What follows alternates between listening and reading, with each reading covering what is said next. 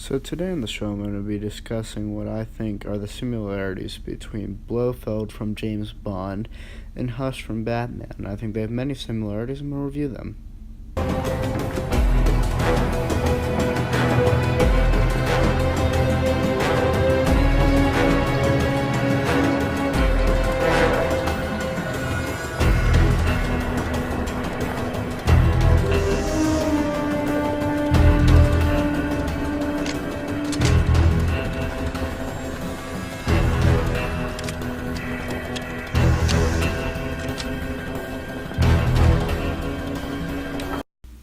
The James Bond portrayed by Daniel Craig and Batman have many similarities.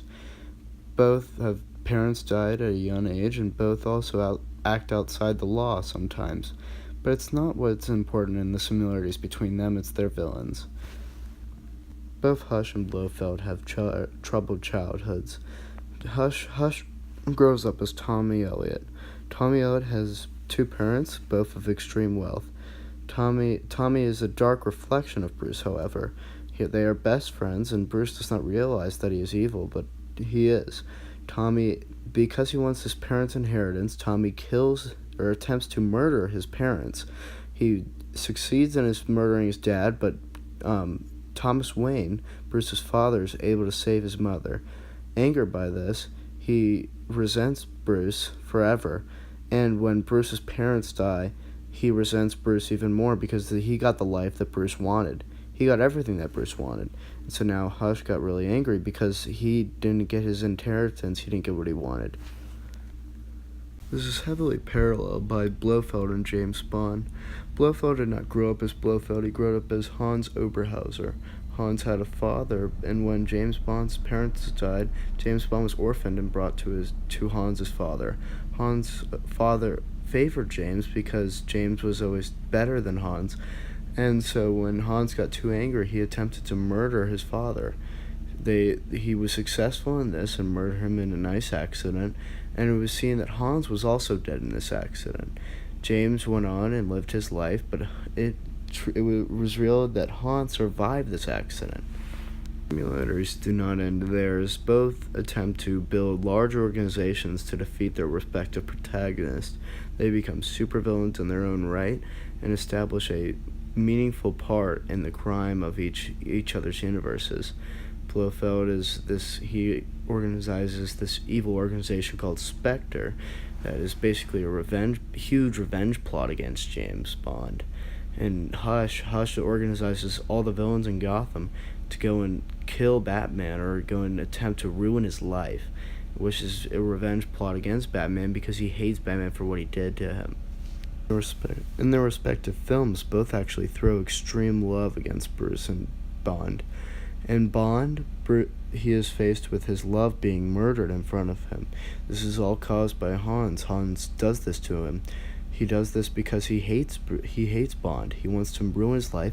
He wants him to suffer just as much as he did when he was a child, when he had to face the pain and suffering of not being loved by his own father and being loved more by his own and Bond being loved more than his own father. And it's really troubling as a young child when you have this, and so he couldn't deal with it, so he had to attempt to ruin Bond's life because Bond was always loved more than he was. In Hush's case, it's very similar. Tommy throws the death of Batman's best friend at him. Not only his best friend, but almost his son. Jason Todd died just before this in the death in the family. And so Hush, just when Jason is being revived by Talia and Ra's al Ghul in the Lazarus pits, Hush learns of the revivation, and he decides that he needs to make this even worse for Batman. He surgically applies the face of Jason Todd to him and makes Batman's life a living hell by showing him his worst failure, which is hard for Batman as he doesn't know what to do. The stories, they are also given a love interest to each of the characters. In Bond, it is Madeline Swan. She is the daughter of one of his worst villains, being Mr. White. In the story, Mr. White gives Bond a false love in Vesper Lynd. Vesper Lynd is not a good interest in Bond's story because Vesper Lynd is actually a traitor who betrays Bond, and she gives the money to the bad guys because she does not love Bond. She just acts as if she loves Bond. She marries him. Everything goes wrong. In Batman's case, we see that Catwoman is for Batman. Catwoman is in the Hush story very largely, and he kind of plays with the emotions here, and she's kind of this villain to Batman, but she's not truly, because she loves Batman. So they come from very dark backgrounds, but both women understand the hero very much, and so it works. We see a lot of similarities between these two villains. In Batman, we see a dark reflection of a friend. In Bond, we see a dark brother. He is mad and angered because his father does not love him as much as his friend. In Bond, we see a villainous organization that tortures Bond in his life. In Batman, we see his friends, or his villains, all come at him in various ways, and they attack Batman. They attack his greatest weaknesses, and they attack doing various things, and it's not like them. They attack because they're all trained by Hush, and they're all meant to do this by Hush, and it's hard for Batman to understand why. It's really just hard because he doesn't know what he's going to do. In Batman, we see a failure. We see his greatest failure in the Red Hood and Jason Todd. He doesn't know what to do when he sees this. He has a failure. In Bond, we see his greatest love. His greatest love will die. And although she's not his true greatest love, because she's not real, she's not what Bond thought. A childhood friend, a dark ally, one and the same.